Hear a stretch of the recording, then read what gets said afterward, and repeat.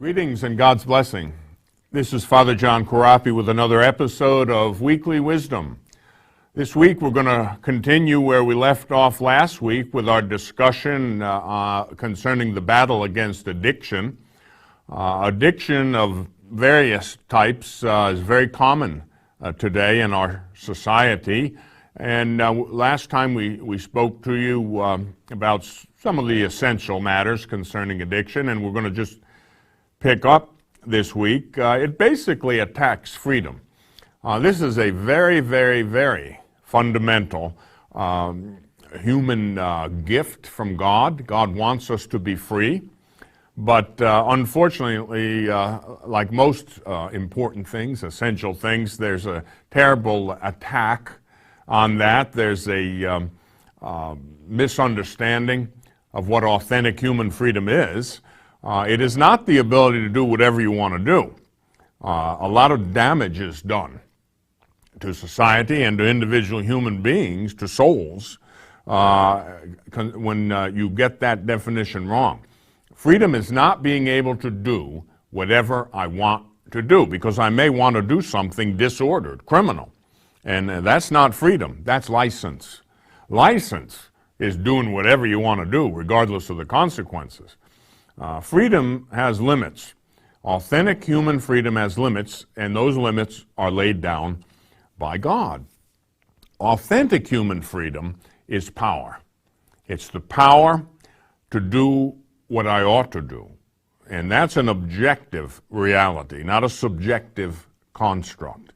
Freedom is the power to do what is good and true, to act in accordance with right reason. And this is not something that an individual makes up. This is something that is engraved into the very heart of man. The two highest faculties of a human being are intellect and will. The proper object of the intellect is truth, and the proper object of the will is the good. And both of those are names for God. God is absolute goodness. God is absolute truth. So with addiction, we have an attack on freedom. And very often in the name of freedom, it's a specious idea of freedom, but in the name of freedom, we become slaves. I got to be free. I got to be me. So they start smoking dope. That's not freedom. That's not freedom. And this is a very dangerous common misconception which afflicts society today. Freedom of choice. A woman has a right to choose. That is the most specious, dangerous, criminal argument to come along in recent times. You don't have the right to choose to kill someone. The choice has been made. Life has been conceived. The only choice now is to nurture it. So freedom, an authentic understanding of freedom is very important. It's a veritable matter of life or death. So addiction affects everything. A human person is what we might call an ontological unity or integrity. We have a physiological dimension, an emotional or psychological dimension. We've got a moral dimension, a spiritual dimension, and those don't operate in vacuums. They're interconnected, compenetrated. Very important then, if you want to deal with addiction, you want to fight this battle against addiction, you have to treat the whole person. You have to deal with the reality that is a human person. Physiologically, I guess an operative word would be balance. You need to have some balance in life. We have a physical dimension. A lot of times when people have radical conversions, they want to jettison everything else, and they think all that they have to do is pray. Well, God bless them. I'm glad they want to pray. That's a refreshing change, and that's the most important thing, no doubt. But you can't stop eating. You can't stop taking care of your health. You don't have to be preoccupied with things, but balance. Don't forget that word. In dealing with addiction, balance is very important. Physically, take care of yourself. Eat well, eat properly, eat a balanced diet. You know, the very addiction may be concerned, compulsion for eating. So it takes on even more central importance. But eat a good diet. Everybody knows that, but not everybody does that. That's important. If you need to take a balanced regimen of vitamins, then do it. Exercise. Look, you've got to get some exercise. The human body was made for some exercise. You know, in what I call the old days, we didn't have to be too concerned with this. It just was in the matter of course that people worked. There was a certain amount of physical labor involved. You know, the farming was much more prevalent. The small farm, the family farm, people did physical labor on the farm or the ranch. This was a great way to grow up. Not an easy way. It was hard. It was hard work. But what a beautiful thing. It's my personal opinion when the institutions like the family farm or the family ranch, when they went by the wayside, that was a serious blow to the well-being of society, at least our society. Nowadays, a lot of people like me, we work in offices. Physical labor isn't part of our normal life. We have to make it part of our everyday life. And part of the reason I live where I do, and I have some land that I can walk on and exercise on, and there's always something to do. You always got to mow this or cut that or dig up this, or it's physical activity. I know my Italian ancestors lived on the land, and they were always doing physical labor. They lived into their 80s and 90s. I can still remember some of my relatives in their 80s and 90s digging up the garden, planting the garden in the spring, turning it over, pulling out the weeds. There's a certain amount of lifting and bending and stretching, and that's good for you. You've got to have that physical dimension. Psychologically, listen, we have that psychological dimension to our being, and it's enormously important. Now, I don't agree so much personally with the Prozac generation. I don't think every human being needs to be on Prozac or a drug like it. Sure, we do have a lot of problems. The fact that class of drugs, I think, is the most commonly sold class of pharmaceutical today. What that tells us is that society's messed up. That's what that tells us. I don't think a large number of those people would need to be on those drugs if they had a balanced life. Some of them probably do need to be on those drugs, no question about it.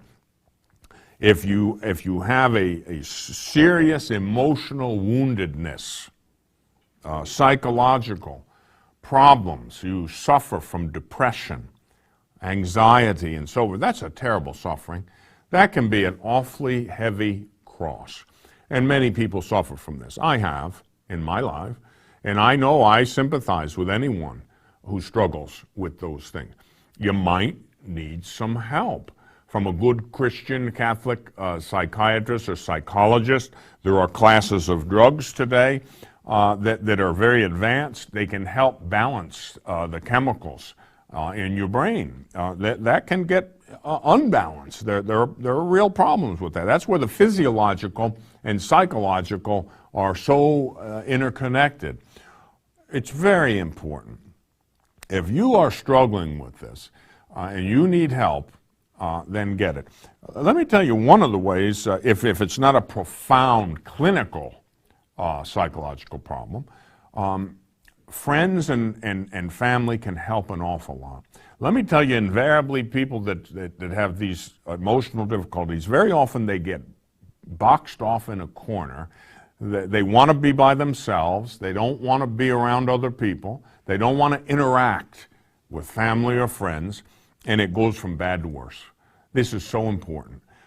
There's that psychological dimension, and addictive behavior, addiction, whether to alcohol, drugs, food, whatever, very frequently can be helped by having support. You've got to have support from somebody, from family, from friends. We are social beings, and even those of us who don't have a lot of social contact, you've got to have somebody, a friend, something to help you psychologically, emotionally. Very important. And morally and spiritually, you know, this dimension of addiction is not talked about by all the experts in society. Even the church does not talk about this in most cases. Why? Because if you do, you will be labeled a nutcase in plain English.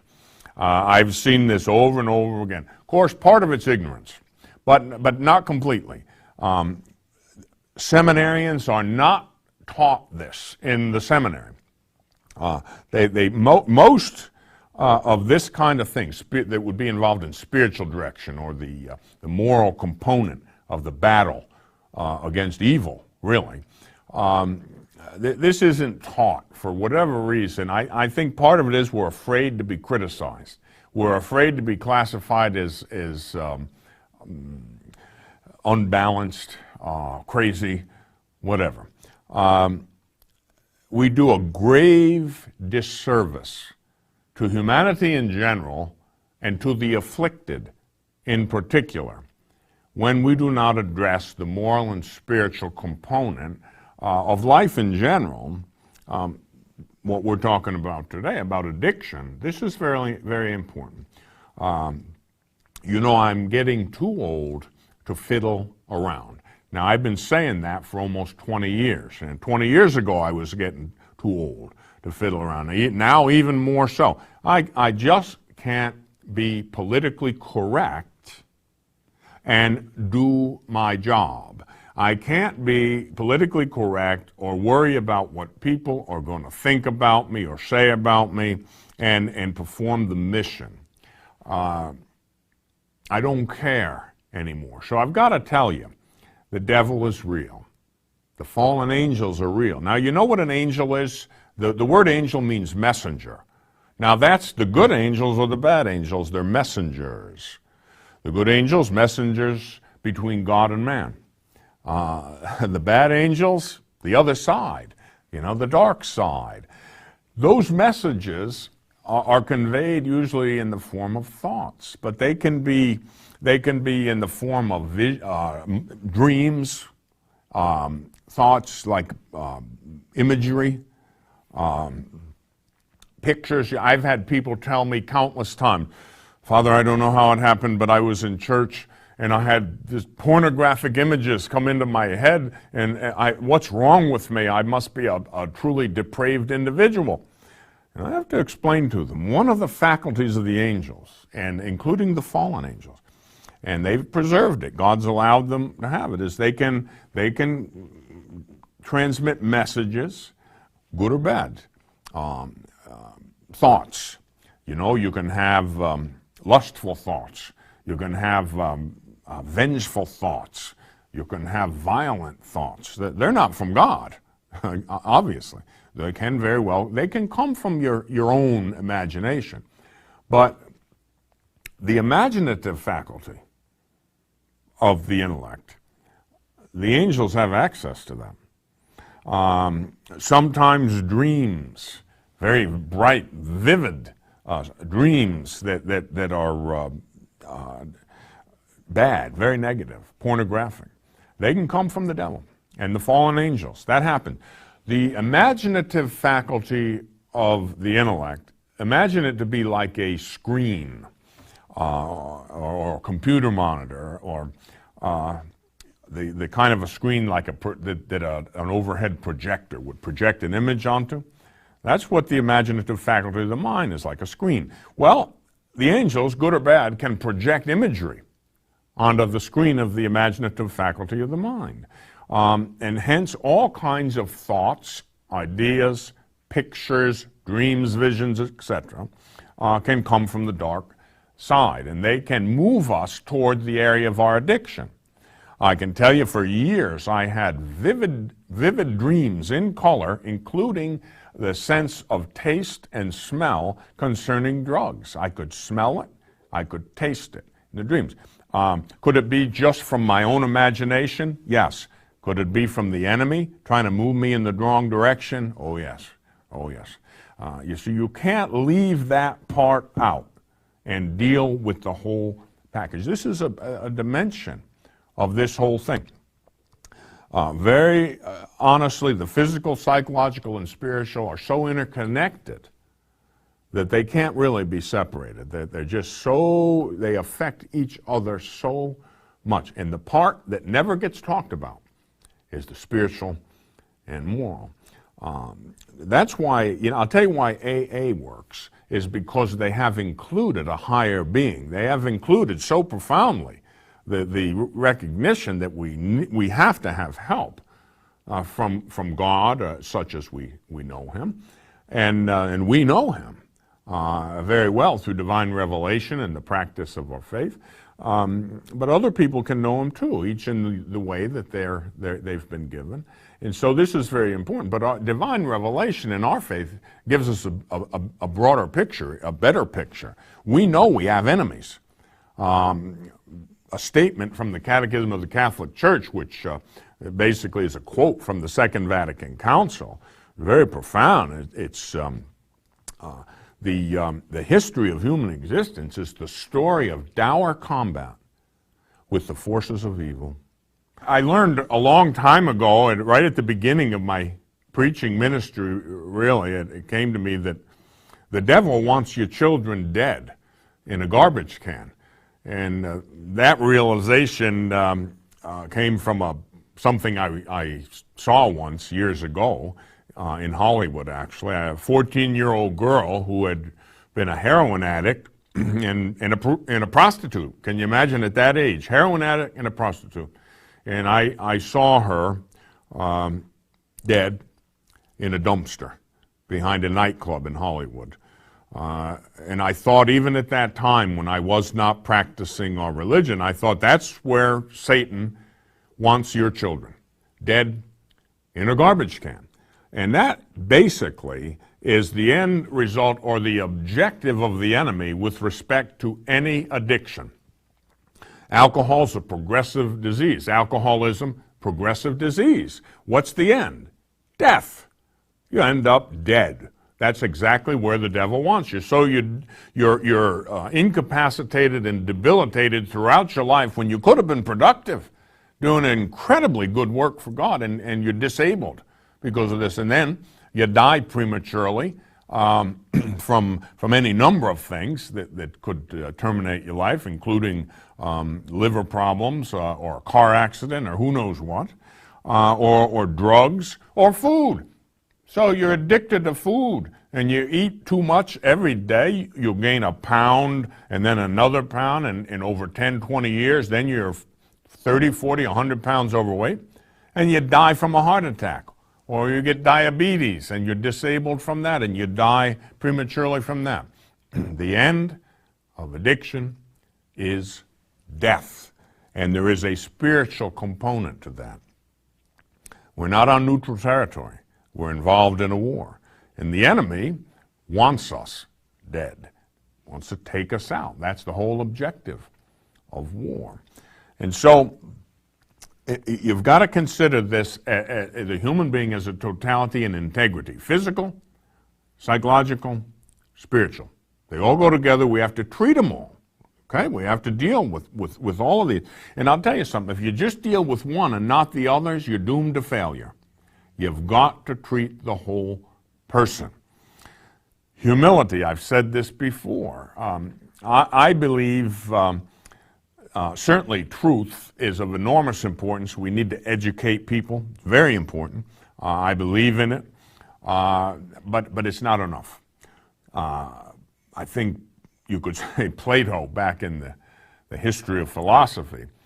He learned that it wasn't enough in Plato's Republic. You know, oh, if we could just show everybody the truth, then we'd have an idyllic society.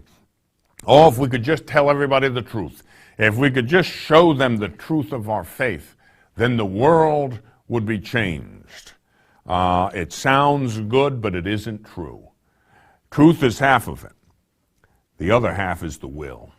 The other half is in the will. You know, I've often said any number of us know enough to be canonized saints. Unfortunately, no saint was ever canonized for what he knows. Saints are canonized for what they do. Heroic virtue. And so, yes, truth is important, the intellect's important, but the other half of it's in the will. Action. You know, and I find that for man, often it is impossible. But for God, all things are possible. We have to have God's grace. You will not face an addiction head on in most cases and vanquish it. You've got to have help from God. You've got to have the grace of God in order to overcome these powerful forces. And so you got to have humility. Acknowledge, I can't do it on my own. I need help from God. And then you'll get the help. You'll get the help in the form of His grace. And as I said before, don't try to do it alone. You know, this is one of the most common errors. Let's say, you know, we're in a war. Okay, Russia has declared war on us, or Iran has declared war on us. And if you imagine if an individual said, okay, I'm going to go fight this war. I won't be needing the artillery or the armor, or I won't be needing the infantry. I'm going to go myself and fight against this army. Suicidal. Absolutely suicidal. We need all the help we can get, first and foremost from God, but then from the medical profession perhaps, from our family, from our friends, maybe from AA, whatever the case may be. We do not fight these battles alone. If we do, we're not going to win. We've got to have help. You avoid the near occasion of sin. This is very important in overcoming addiction. Now, addiction, you know, a person like with alcohol, they could have a genetic component to this. There could be a predisposition towards it that's physiological, genetic. Yes, that's not a sin. You know, we have to acknowledge that.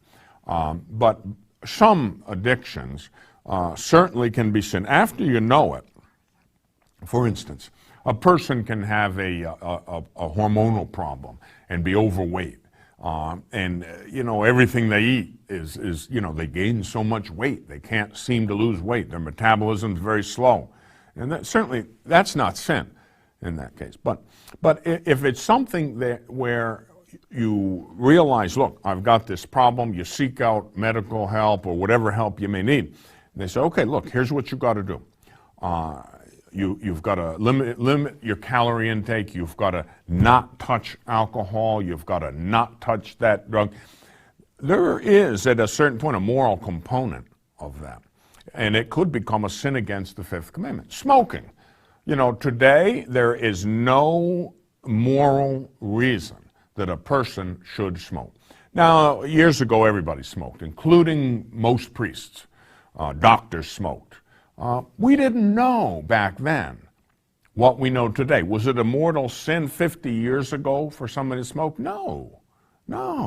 Why? Because there was no knowledge. You have to have knowledge to have a serious sin subjectively imputed. But today we have the knowledge. You know, smoking, that addiction to nicotine, that can lead to cancer of various types. It can lead to emphysema, heart disease. We know that. Knowing that, you've got to stop. You have to find a way to stop. You know, you can be addicted to all kinds of things, and each one may have its remedy. But if you've got to go to a doctor today And if you have to get help in the form of medication to stop smoking, to stop drinking, to get off heroin, whatever it is, do it. And to obstinately, consistently refuse to do it can indeed be a serious sin against the fifth commandment. So this is a serious battle, a matter of life and death, and not just for you. Your family can be involved, your community, your parish. It's very, very important. We can be addicted to all kinds of things, you know, and I could go through 1,000 of them. You could be addicted to caffeine, you know. Some people, they can't stop drinking coffee, energy drinks, you know. Then they get heart problems, right? I remember probably 30-some years ago, my physician told me one of the most common problems he saw in his office was heart problems, mainly heart arrhythmia, from caffeine, from drinking too much soda, too much coffee, and so forth. And now they've got these energy drinks that are real concentrated amounts of things that can race up your heart and keep you awake, and it's not good. So what? Smoking, caffeine, work. People can be addicted to work, workaholics, you know. It's a real thing. You become so, for whatever reason, what do you lose? Balance, you know. All you do is work 12 hours a day, 14 hours a day, 16 hours a day, 7 days a week, 6 days a week. You lose balance, you lose your equilibrium, and you're killing yourself, and you're hurting your family. You may think that you're helping them, but you know, you find a way to live with less money. Now, I know we need some money. We need to support the family. I'm not saying otherwise. But there's all kinds of things. Pornography. This is a horrible curse of our times. An example of how in the name of freedom we've become slaves in many cases in society. And you know, society, the governing forces in society, they have an obligation to facilitate the individual human being's freedom. And there's horrible examples of lack of understanding of authentic human freedom. Abortion, free to choose. Baloney. The choice has been made. Life has been conceived. Now there's no choice after that. There's only one choice. Nurture the life. Take care of it, not murder it. Okay? And people are really confused. Even a lot of Catholics, they vote for candidates in public office who have had the worst voting record on abortion. When you have a clear choice, and I'm going to talk about this in depth in a future show, but when one candidate is against abortion and the other one is for it, you can't vote for the person who is basically promoting genocide. And that's what abortion is in general, genocide. A class of persons who are being killed, in this case for the worst of reasons, and for the most part, convenience. There's absolutely no excuse for that. And so addictions are real, and we have to face them like a real enemy. We have to attack them physically, emotionally, and mostly spiritually. If we do this, we'll be set free with the glorious freedom of the children of God. That's why Jesus came. He came to set the captives free. God love you, God bless you, and goodbye.